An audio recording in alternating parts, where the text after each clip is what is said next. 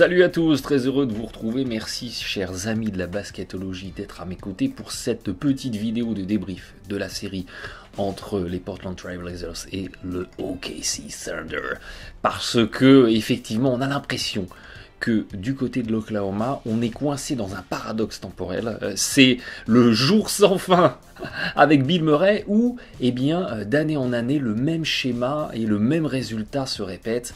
Et eh bien, je vous propose de refaire un petit point sur cette série, d'essayer de comprendre qu'est-ce qui n'a pas marché du côté d'Oklahoma City, même si vous allez voir que ce qui n'a pas marché, c'est plus ou moins les mêmes choses que les années précédentes.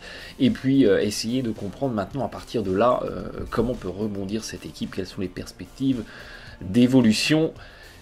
Et comme je vous le disais, on a l'impression qu'avec cette équipe d'Oklahoma City, les mêmes causes génèrent les mêmes conséquences. Le basket, c'est un sport assez logique. Si vous semez du blé, vous n'allez pas récolter des pois chiches. Vous récolterez du blé.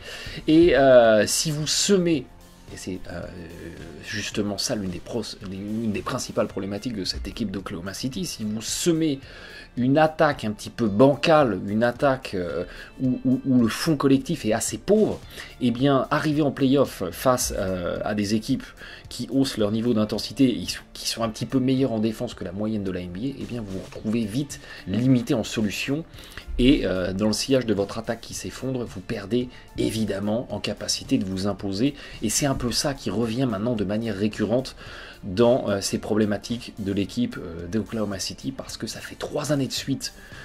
On gagne 47, 48, 49 victoires, donc on a plus ou moins le même rendement, et 3 années de suite où on est éliminé au premier tour, 4 victoires à 1, dans les mêmes scénarios, dans les mêmes configurations de matchs. En 2017, on disait Westbrook est tout seul, c'est pour ça que OKC s'en sort pas.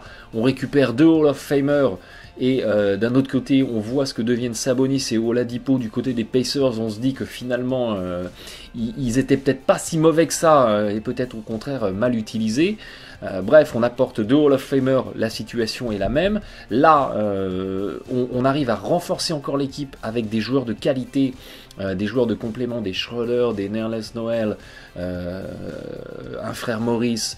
Bref, on arrive à avoir ce qui, en termes de profondeur, est quand même une équipe assez riche. Et une nouvelle fois, on se retrouve face à cette même problématique d'une équipe d'OKC qui s'écoule en play-off et qui chute au premier tour, 4 victoires à 1. Donc qu'est pas ça? Que se passe-t-il? Eh bien, c'est ce que je vous propose de décrypter, parce que évidemment, c'est d'autant plus problématique que cette équipe de Portland, théoriquement, je dis bien théoriquement, ayez bien ça en tête, c'était a priori une opposition, une match-up assez favorable à cette équipe d'Oklahoma City, parce que les Blazers, c'était la 16e défense de la NBA à l'issue de la saison régulière, et effectivement, pour cette équipe d'OKC, affronter une équipe qui n'est pas une très très grosse défense, c'était a priori favorable, parce que notre attaque qui est un peu bancale, s'il n'y a pas une grosse défense adverse en face, elle peut peut-être réussir à s'en sortir. Et on peut comme ça réussir, nous de notre côté Thunder, avec notre bonne défense, à ralentir l'adversaire. Et puis notre attaque bancale, ça tient quand même, et on passe comme ça sur l'adversaire. Eh bien, ça n'est pas ce qui est arrivé, malgré une opposition a priori, je dis toujours bien a priori, favorable, parce qu'on a des Blazers qui étaient la 3e meilleure attaque de la saison régulière, qui ont subi quelque part la bonne défense de cette équipe d'Oklahoma City, même s'il y a à redire là-dessus, on va y venir par la suite, mais voilà, ils étaient à peu près 114 points marqués pour 100 possessions, ils tombent à 110, donc on a vu l'attaque des Blazers ralentir un petit peu dans cette opposition face à OKC qui défend pas trop mal, mais on a également vu le schéma identique se reproduire sur l'attaque du Thunder du côté de OKC. On était la 16e attaque, donc c'est pas extraordinaire. La principale qualité de l'équipe, c'est la défense. On était à peu près à 110 points marqués pour 100 possessions, on est tombé à 104. Donc la défense des Blazers, qui était pourtant pas une défense référence en NBA, elle a réussi à vraiment ralentir l'attaque d'OKC plus que l'inverse, c'est-à-dire que plus que la défense d'OKC avait ralenti l'attaque de Portland, et on a comme ça bien, une équipe d'Oklahoma City qui s'est retrouvée à prendre plus de points qu'elle était en capacité d'en marquer, et qui a sombré comme ça dans ce premier tour. Quelles sont concrètement les raisons de cet échec 2019, même si on vient effectivement d'en aborder un majeur, c'est cette problématique d'attaque. Cette problématique d'attaque d'Oklahoma City, trop pauvre en solution, trop faible collectivement, on a un ballon qui n'est pas assez vivant, où on tombe assez vite dans des schémas qui sont répétés à l'infini, qui sont assez basiques, isolation Westbrook, Schroeder ou Paul George, écran haut sur Westbrook, Paul George ou Schroeder, et derrière il ne se passe pas grand chose, on renverse à l'opposé, il y a un tireur, ou on essaye d'y aller en situation de 1 contre 1. Ça montre assez vite ses faiblesses, et on l'a encore vu sur ces playoffs. Mais l'une des principales choses qui a fait souffrir cette équipe d'Oklahoma City, et qui au contraire a permis de booster les Blazers, c'est la bataille du rebond. Oklahoma City a perdu la bataille du rebond, et ça c'est un revers majeur, parce que historiquement cette équipe d'OKC c'est une très bonne équipe de rebond, et là ça leur a fait complètement défaut, parce que sur les playoffs, eh bien, ils ont un total de rebond de 48%. Donc ils sont dominés au rebond, l'adversaire prend en pourcentage plus de rebonds que Oklahoma City, 13e équipe seulement en rebond des playoffs, et là où je vous dis c'est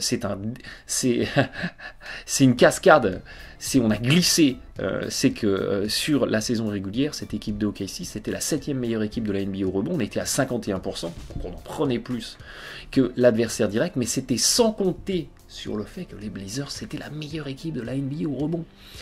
Et pourquoi ça a été fatal à cette équipe d'Oklahoma City, c'est que OKC c'est la 22e équipe de la NBA sur le tir, sur les tirs pondérés, donc la moyenne des tirs à 2 points et 3 points. Et OKC arrivait à s'en sortir grâce au rebond offensif, c'est-à-dire que Westbrook, Schroeder, Paul George envoyaient des briques, les briques étaient quand même récupérées d'une manière ou d'une autre en rebond offensif par des Steven Adams, des Nerlens Noel, des Jeremy Grant, et derrière on avait une deuxième occasion de marquer, et c'est comme ça que la 22e équipe au tir était en fait la 16e meilleure attaque de la NBA, alors que traditionnellement la réussite au tir conditionne la qualité d'attaque.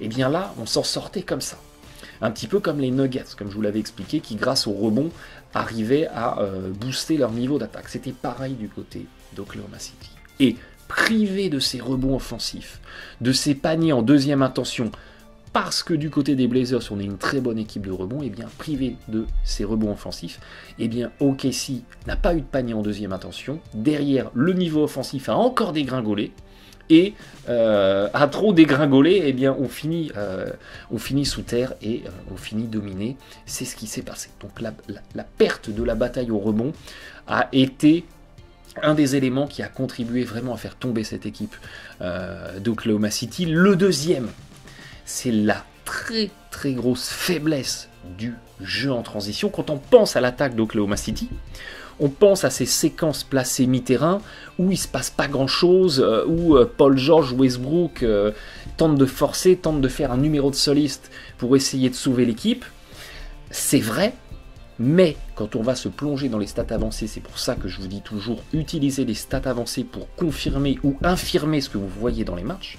Quand vous allez regarder les stats avancées, vous vous rendez compte que la grosse faiblesse du jeu d'attaque d'Oklahoma City, c'est le jeu rapide, c'est le jeu en contre-attaque, parce que sur ces playoffs, on a été à peu près à 0,92 points marqués par possession sur jeu placé mi-terrain, classé 10e sur 16, donc on est moyen, et ça on le savait déjà que l'attaque d'OKC était moyenne. Là par contre, où on abandonne des points au pourcentage, c'est en transition, où on est à 0,96 points par possession. Donc quand on est lancé en contre-attaque, que la défense adverse n'est pas encore en place, on n'arrive pas à faire beaucoup mieux que sur du jeu placé mi-terrain, et c'est complètement une tendance de la saison régulière, où en saison régulière, on avait déjà une équipe d'Oklahoma City qui, sur le jeu placé, elle n'était pas top, hein. On n'était pas dans l'excellence en exécution placée mi-terrain, mais on s'en sortait quand même, et on était déjà sur du jeu rapide en transition complètement à la ramasse, 28e de la NBA, à seulement 1,05 points par possession. Et là où c'est une hérésie, c'est que quand vous êtes une bonne défense comme Oklahoma City, donc que vous arrachez des stops défensifs, que vous arrachez des rebonds sur des tirs manqués ou que vous forcez des pertes de balles, donc qui potentiellement lancent des contre-attaques, eh bien, c'est une hérésie de ne pas réussir à transformer ces contre-attaques en panier clé en main, en panier facile. Donc, le cercle vertueux de la bonne défense qui permet de créer une bonne attaque, ce que les Warriors, par exemple, dans les 3-4 dernières années où ils gagnent le titre, où ils vont en finale, c'est complètement le cercle vertueux Warriors. On défend super bien, on arrache des stops, derrière on lance de la contre-attaque et on est inarrêtable en transition, et on va comme ça chercher des paniers à très haut pourcentage, soit en finissant en dunk ou en lay-up en dessous, soit on décale sur un tireur à 3 points et on se sanctionne à 3 points. OKC n'arrive pas à le faire, résultat, tous les stops défensifs arrachés sont vendangés en attaque, et on perd comme ça une quantité incroyable de points faciles sur du jeu en transition qui devrait booster l'attaque et qui ne la booste pas. Et là, il y a une vraie hérésie. Et c'est pour moi beaucoup plus grave que les séquences placées mi-terrain où c'est un peu pauvre collectivement et on trouve rien. Cette fight sur le jeu en transition qui représente quand même 20% des séquences d'attaque d'Oklahoma City, hein, c'est pas anecdotique, on n'est pas en train de parler de 3 possessions par match et 2 lay-up en contre-attaque vendangée, c'est plus que ça. Et ça fait vraiment du tort à l'équipe, il y a une très grosse faillite là-dessus, problème de spacing, problème de placement, problème de joueurs qui s'arrêtent à 3 points en pull-up, mais qui ne sont pas des joueurs en réussite, on pense à des Schroeder, on pense à des Westbrook, et ce gaspillage de munitions, eh bien à terme, sur la durée d'un match, il fait beaucoup de tort, il fait vraiment beaucoup de tort, et les artisans de cette faillite, eh bien, c'est tous les arrières de cette équipe d'Oklahoma City. On trouve Paul George, on trouve Westbrook, on trouve Ferguson, on trouve Schroeder. Donc les joueurs qui sont susceptibles d'accélérer, de lancer des contre-attaques, eh bien aucun n'a un rendement sur le jeu en transition qui est supérieur à la moyenne de ce que fait un joueur lambda NBA. On n'a que des joueurs qui sont en dessous de la moyenne, Ferguson est à 1 point par possession, mais c'est très en dessous de la moyenne, et Schroeder, pareil, il est très en dessous de la moyenne. Aucun n'arrive à trouver de l'efficacité sur du jeu rapide en transition, en attaque, soit parce que l'adresse est catastrophique. Regardez un Paul George qui a 36% de réussite sur du jeu en transition, 43% au tir pondéré. Fight parce qu'on ne trouve pas d'adresse, et fight parce qu'on perd des ballons. 15% de perte de balles perdues sur des contre-attaques, c'est pas possible, ça peut pas arriver. Donc, énorme gaspillage à ce niveau-là. Et puis, troisième facteur qui compte dans cette détresse OKC, c'est le coaching. C'est le coaching où, une nouvelle fois dans ces playoffs 2019, on aura eu du côté de Billy Donovan absolument aucun ajustement d'un match à l'autre. Le plan de match d'OKC, alors qu'on était mené 3-1, alors que ça n'allait pas, qu'il y avait des choses à changer, rien n'a changé dans le plan de match. On n'a pas touché aux 5 majeurs, on n'a pas touché aux rotations, on n'a pas touché à la façon dont on défend, on n'a eu aucune prise de risque en défense, on n'a tenté aucune trappe, alors que Damian Lillard fait des playoffs extraordinaires. Il est à 63% je crois au tir réel, et qu'il est le catalyseur. Jamais on a essayé de le trapper sur le pick and roll, jamais on a tenté quoi que ce soit d'audacieux en défense, et on n'a absolument rien tenté dans des ajustements des rotations. Quand vous regardez les rotations des joueurs sur les 5 matchs, c'est une copie, c'est un copier-coller d'un match à l'autre. C'est-à-dire que on a l'impression que dans la tête du coaching staff d'OKC, tout allait bien. Il n'y a rien besoin de changer, tout va bien. L'équipe, elle tourne bien. Non, l'équipe, elle tournait pas bien. Il n'y avait pas assez peu de solutions en attaque. Défensivement, on avait du mal à contenir les joueurs des Blazers. Donc, il y avait matière à proposer plein de changements. Rien n'a été proposé. Et c'était exactement la même chose la saison passée, où il a fallu attendre le match 5 pour que Billy Donovan réalise que Carmelo Anthony était complètement aux fraises et qu'il fallait le mettre sur le banc. Il a fallu attendre le match 5 pour que ça arrive, mais c'était trop tard. Et dans ces playoffs 2019, c'est la même chose.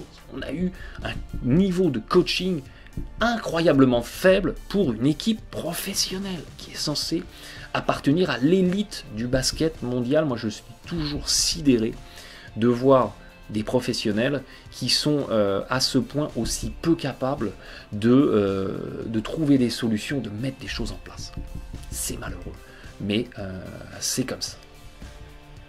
Ok sur le constat. Ok sur le constat, il n'est pas reluisant. Et il est malheureusement récurrent d'année en année. Et ça fait pour moi bien longtemps que OKC aurait dû changer de coach. Même si je n'aime pas ce concept de coach fusible, dès qu'il y a une chose qui ne va pas, on change le coach. Mais là, pour le coup, il y avait tellement de lacunes que je ne peux même pas en vouloir aux joueurs qui, pour moi, toujours considéraient que si les joueurs faisaient mal les choses, c'est qu'on les laissait faire mal. Et que le rôle du coach, c'était de les recadrer, les empêcher de prendre les mauvais tirs, les empêcher de faire les mauvaises passes, et d'être un apporteur de solutions, d'être un cadre. Si on n'apporte pas de cadre aux joueurs, il ne faut pas après leur en vouloir de faire n'importe quoi. En gros, pour schématiser. Cela étant dit, maintenant du côté d'OKC, on fait quoi? Parce que quelles sont réellement nos marges de manœuvre pour nous améliorer?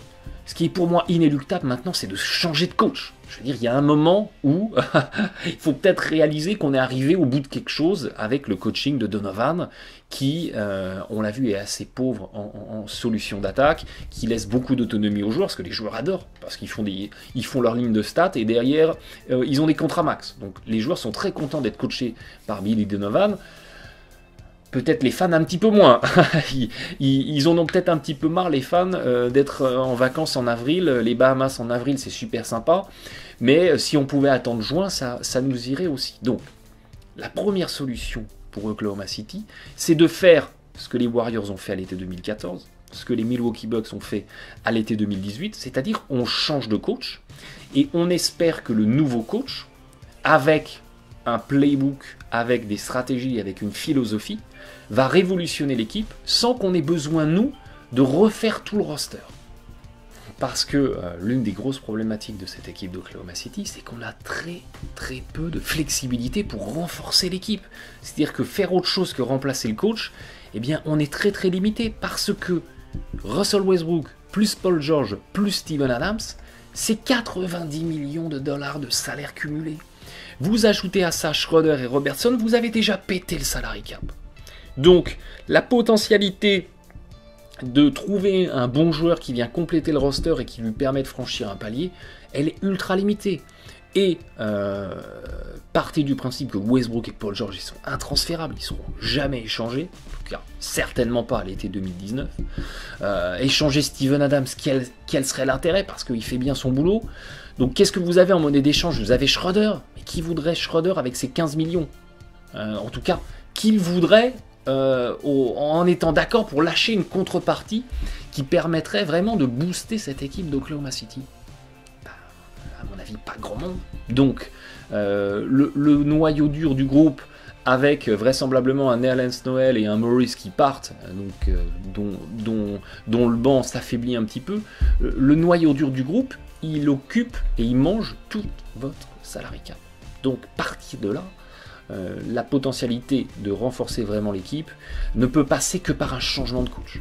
Et il faut espérer que du côté du front office de cette équipe de OKC, on trouve vraiment un très bon coach qui va vraiment permettre à la franchise de passer un cap, ou au moins de passer le premier tour, au moins d'exorciser ces démons qui semblent récurrents et qui semblent revenir d'année en année, et qui commencent, j'imagine, dans le cœur des fans à être un petit peu pesant. Je pense qu'on a perdu tout sens de l'humour quand je vois les réactions sur les réseaux sociaux du côté des fans d'OKC, et on peut les comprendre. Et on peut les comprendre. Alors, des bons coachs qui peuvent transformer une équipe, il n'y en a pas non plus énormément sur le marché. Il y aura un Jaeger éventuellement, lâché par les Kings.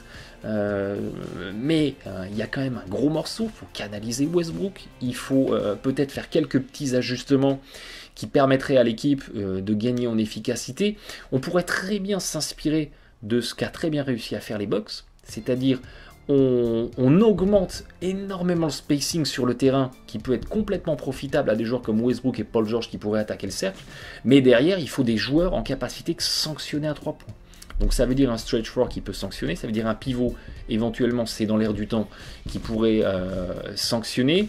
Ça veut dire peut-être un Westbrook, je vous en ai parlé depuis très longtemps, qui ne joue plus en 1 sur le terrain, mais qui est décalé en arrière, qui joue en 2, aux côtés d'un meneur qui fait la mise en place de base et qui peut aussi, sur des retours de passe, sanctionner à 3 points à haut pourcentage, sur des catch and shoot. Un Brogdon, par exemple, des Bucks, pourrait faire des merveilles dans une équipe comme OKC.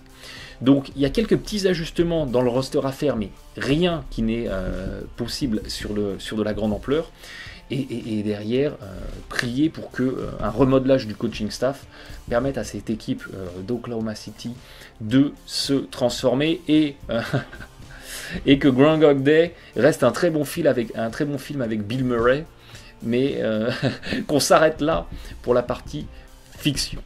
Les playoffs continuent, le premier tour est déjà derrière nous, tout ça va à très grande vitesse. On se retrouve très vite pour plein de nouvelles vidéos sur les playoffs. Merci de votre fidélité, bon match à tous.